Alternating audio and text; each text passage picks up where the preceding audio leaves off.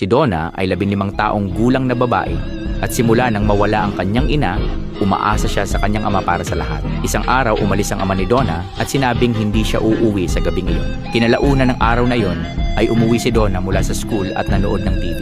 At nang hating gabi na, napansin niyang wala pa rin ang tatay niya kaya natulog na siya. Nang gabing iyon ay nanaginip si Donna sa gitna ng highway. At nakita niya ang kanyang ama na may gustong isigaw sa kanya. Hindi niya marinig pero napansin niyang malungkot siya at desperado na sinusubukang makipag-usap sa kanya. Halos hindi niya maintindihan ang sinasabi nito pero parang sinasabi niya na wag bubuksan ang pinto. Nagising si Donna nang may nagdo-doorbell. Pumunta siya sa pinto at tumingin sa peephole at nakita ang mukha ng kanyang ama sa labas. Nakatitig ito sa kanya habang tumutunog pa rin ang doorbell. Akmang bubuksan na niya ang pinto nang muli siyang tumingin ulit at napansin niyang nakadilat ang mga mata ng kanyang ama at mukhang takot na takot. Nagpatuloy ang pagtunog ng doorbell habang nagmamakaawa si Donna sa kanyang ama na sumagot. Kaya sumigaw siya na hindi niya bubuksan ang pinto hanggat hindi siya sumasagot. Patuloy ang pagtunog ng doorbell ngunit ayaw sumagot ng kanyang ama. Umupo si Donna sa sulok sa tabi ng pinto. Nakatulog siya pagkatapos at nagising ng umaga na. Tumayo siya at tumingin sa labas at nandoon pa rin ang kanyang ama. Binuksan niya na ang pinto at nakita niya ang isang bagay